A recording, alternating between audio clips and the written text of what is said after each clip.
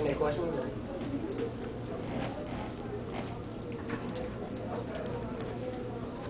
You've been to the big orange caravan in Tennessee, Alabama, Georgia, and now Florida. What do you think about the Tennessee supporters? It's unbelievable.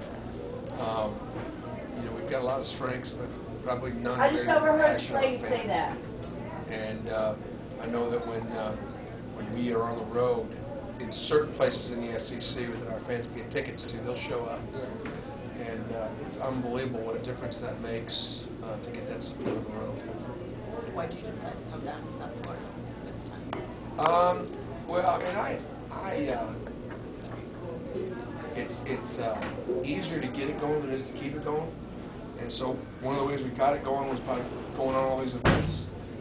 And the best way to keep it going is to continue to go on all, let's go on every one that I can get to. And give me an opportunity to say thank you. To appreciate them and make a difference. And you say it, but when you actually come out and you take the time, out of the schedule to get there and visit with them and take pictures and do those different things, it sends a message that they really are important. Your football program is known for heavily recruiting in this area. What do you know about the basketball locally? It's absolutely been it's been something that is, I know the basketball locally is really good, and we have not capitalized in recruiting on the fact that we've been competitive with Florida in basketball. And I would say that would probably be even a mistake. We recruit nationally, and I would say that we should do a better job of recruiting in Florida. We don't. And I would think that if we did try to recruit in Florida, we would be well received. Yeah. Considering that you are against one of your, tougher rivals, how do you feel like the people here are going to welcome you guys? Oh, here it's all orange. It's all big orange. It's big orange country everywhere we go. So this is a very welcoming place.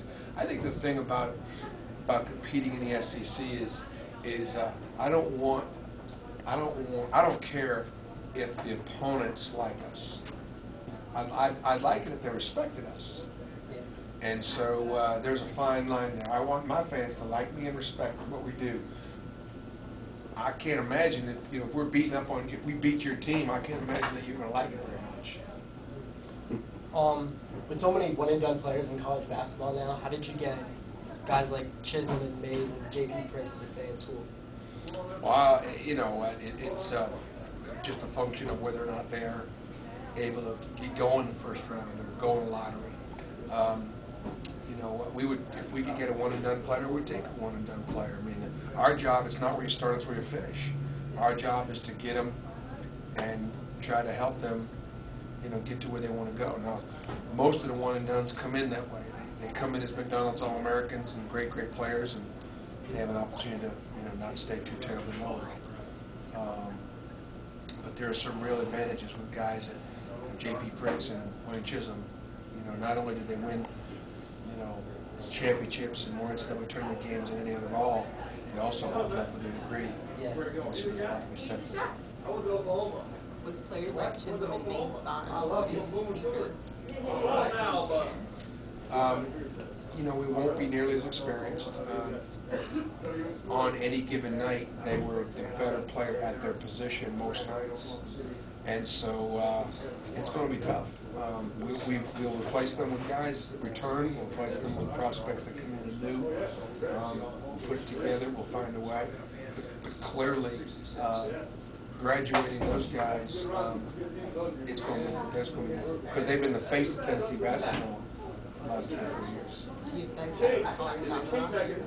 We do. We've guys that are already on the route. I think you're only going to be as good as returning players. We've got Tobias Harris is a McDonald's All-American prospect that will come in and play. But really, your team is only going to be as good as the returning guys. And so there are a number of guys that need to really improve in the offseason to be competitive in the SEC. Because the SEC East is going to be really good again. He's from New York. How did you choose I think Tobias saw the opportunity with Wayne Chisholm, J.P. Prince, and Father Smith leaving. Those guys were all residing in his position. We did a really good job recruiting him, and Tony Jones, my associate head coach, did an outstanding job. And I think Tobias made a great decision because at Tennessee he's got a chance to have an impact immediately. Okay.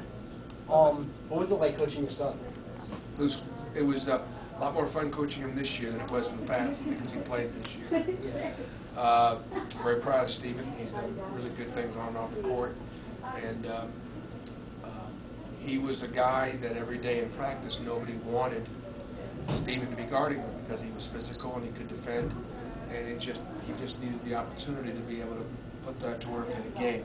Now his offense is going to improve, but defensively he was a real spark plug for us. And just to follow up, did you learn things from him that maybe you weren't supposed to find out, maybe things that were going on with your team or things that were going on on campus that you wouldn't have found out? No, Stephen, I have a relationship with all my players in the sense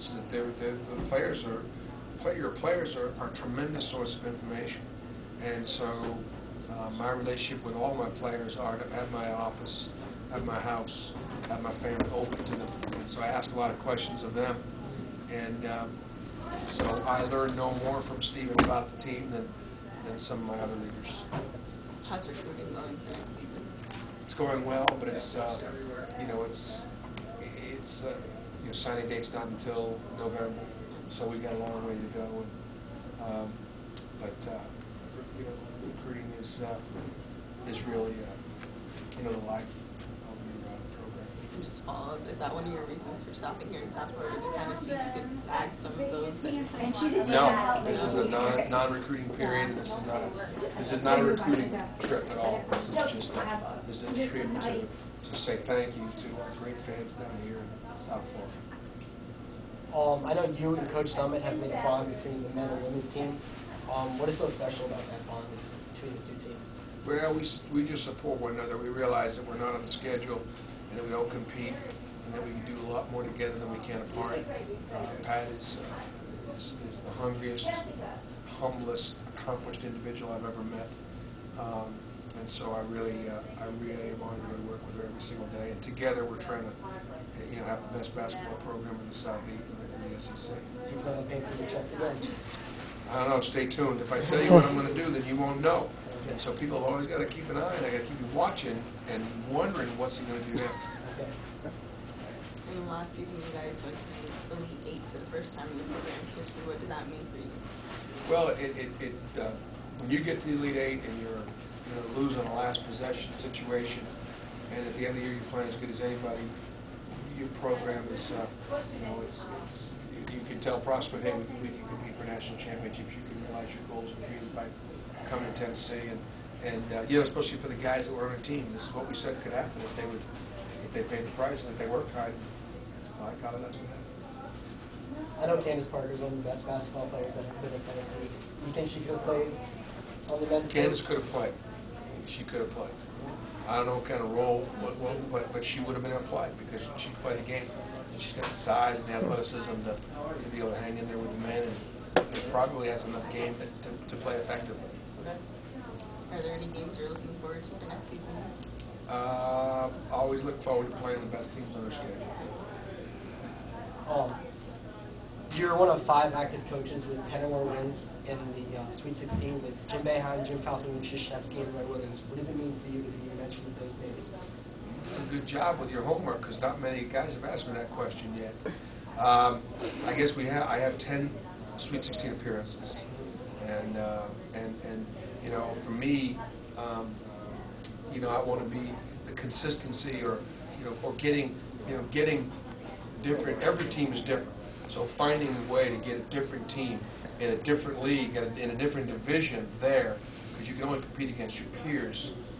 It is gratifying. And now some of those guys have probably won more. I won a Division II national championship. I finished second once, and so we try to take Tennessee further. What it should do is it should give prospects and again give my kids confidence that let's stay together. Let me do my job. Let me coach you, and you do your job and you play, and together we're going to have success. Okay. A couple more guys. just give me a couple more, because Oh, okay. obviously, we got to see the fans. We understand. Your parents live in South Florida. Yeah.